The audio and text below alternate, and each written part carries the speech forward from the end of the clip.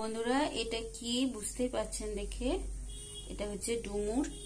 তো এটা খুবই হেলদি একটা সবজি, খুব স্বাস্থ্যকর। তো ডুমুরের অশেষ গুণ আছে, কিন্তু এগুলো মানুষ আজকাল খায়ই না, কিন্তু আমরা খেতে খুবই ভালোবাসি এই ডুমুর। তো আজকে আমি যেহেতু বৃহস্পতিবার, নিরামিষভাবে এই ডুমুরের রেসিপি করে আপনাদের দেখাবো। আপনারা তো সবাই জানেন কম বেশি এটা কি করে রান্না করতে হয়, তো আমি কিভাবে রান্না করি সেটাই শেয়ার করব। বিশেষ করে নতুন রাঁধুনিদের জন্য বলছি।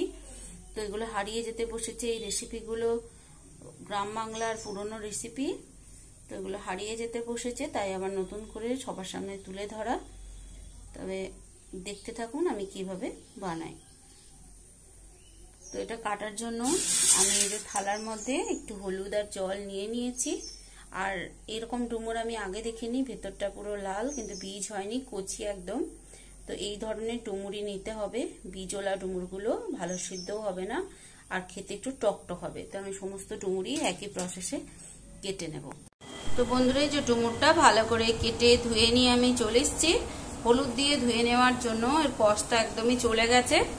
তো হলুদ জলে ভিজিয়ে রেখে ভালো করে কচলে কচলে 2-3 বার জল পাল্টে পাল্টে আমি ধুয়ে নিয়েছি। তো এবার এটাকে আমি সেদ্ধ করে নেব, সেদ্ধ করে একটু জল ফেলে দিয়ে তারপর এটা আমি রান্না করব।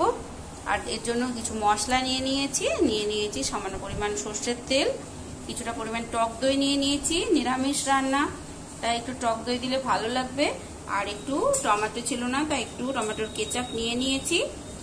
আর এই মশলাগুলো আমি বেটে ব্যবহার করব, আদা, জিরা আর ধনে, আর নুন, হলুদ, মিষ্টি। আর ফোড়নের জন্য আমি নিয়ে নিয়েছি একটা শুকনো লঙ্কা, একটা এলাচ, এক টুকরো দারুচিনি, 2টি লবঙ্গ ও একটা তেজপাতা। তো এবার দেখতে থাকুন আমি কিভাবে রান্নাটা করি। তো বন্ধুরা এই যে জলটা ফুটে উঠেছে, এই জলের মধ্যে আমি দিয়ে দেব সামান্য পরিমাণ নুন আর এই সামান্য পরিমাণ হলুদ। তো এই নুন হলুদ দেওয়া জলের মধ্যে আমি আস্তে আস্তে এই যে কেটে ধুয়ে জল ঝরিয়ে রাখাই ডুমুর আর আলুটা আমি একসাথে সেদ্ধ করে নেব।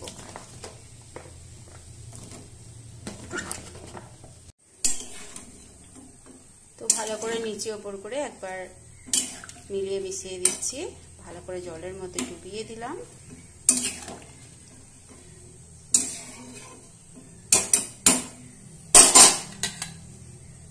এবার দিয়ে দেবো একটা চাপা ঢাকা। এভাবে করে আমি 5 থেকে 7 মিনিট ভালো করে ফুটিয়ে একটু হাফ সেদ্ধ এটাকে করে নেব। তো বন্ধুরা যে সিদ্ধ হয়ে গেছে, এরকম ঝাঁঝরির সাহায্যে জল থেকে ছেঁকে আমি আর একটা পাত্রে তুলে যে এখানে আমি উঠিয়ে নিয়েছি সমস্ত।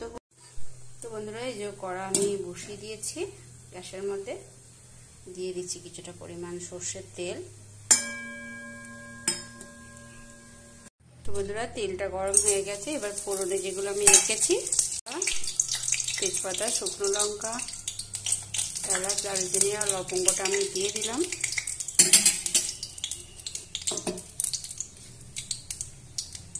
এবার দিয়ে দেব বেটে রাখা আদা জিরে বাটনা,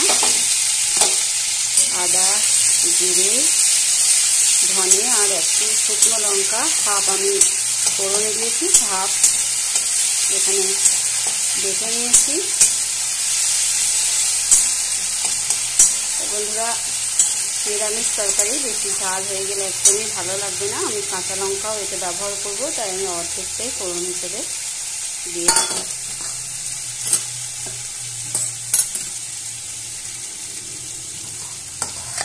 এবার দিয়ে দিচ্ছি সেদ্ধ করে রাখা ডুমুর আর আলু, ভালোভাবে মিশিয়ে নিচ্ছি।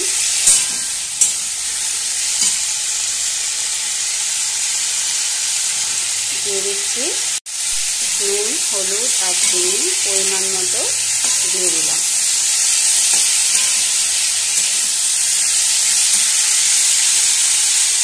এবার দিয়ে দেবো এই যে ছেঁকিয়ে রাখা টক দই।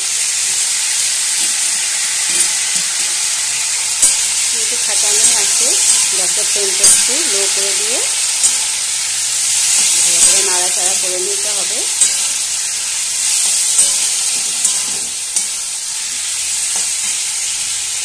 এবার দিয়ে দেবো টমেটো কেচাপ।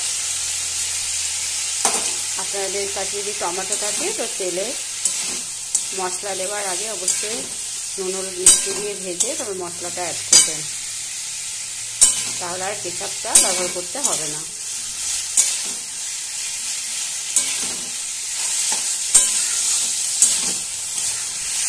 এইভাবে একবার রান্না করে অবশ্যই দেখবেন, যারা ডুমুর খেতে চায় না, বাচ্চা থেকে বড় সবাই খেয়ে খাবে, এত সুস্বাদু খেতে হবে।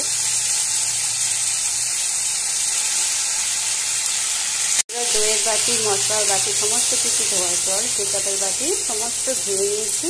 একটা জায়গায় জল রেখে দিয়েছি, সেই জলটাকে আমি অ্যাড করে আরেকবার ভালো করে কষিয়ে নিচ্ছি। কষিয়ে দিয়েছি গরম জল, তো তরকারিটা যেটুকু গ্রেভি বানাবো গরম জল দিয়ে আমি বানাবো। তরকারিটা খুব ভালো কষানো হয়ে গেছে, তেল ছাড়তে শুরু করে দিয়েছে।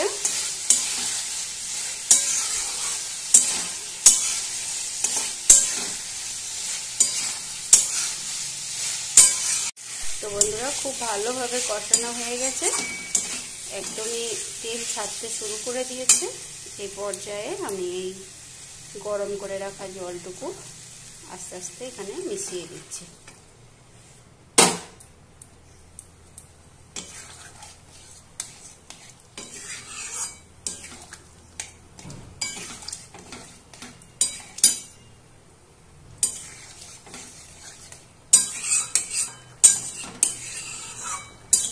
যেহেতু দই ইউজ করেছি তাই আর ঘি ব্যবহার করব না, নাহলে নিরামিষ তরকারিতে ঘি দিলে সেটা খুব ভালোই লাগে।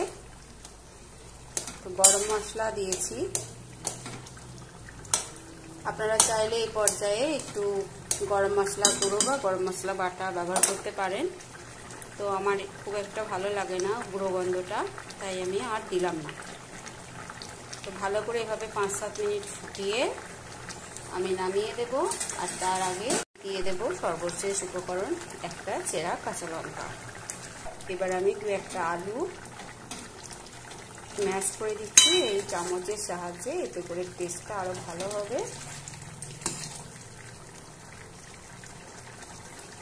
আর এই শুকনো লঙ্কার ফ্লেভারটাও যাতে ভালো মেশে, তাই লঙ্কাটা একটু চামচ দিয়ে ম্যাশ করে মিশিয়ে দিলাম।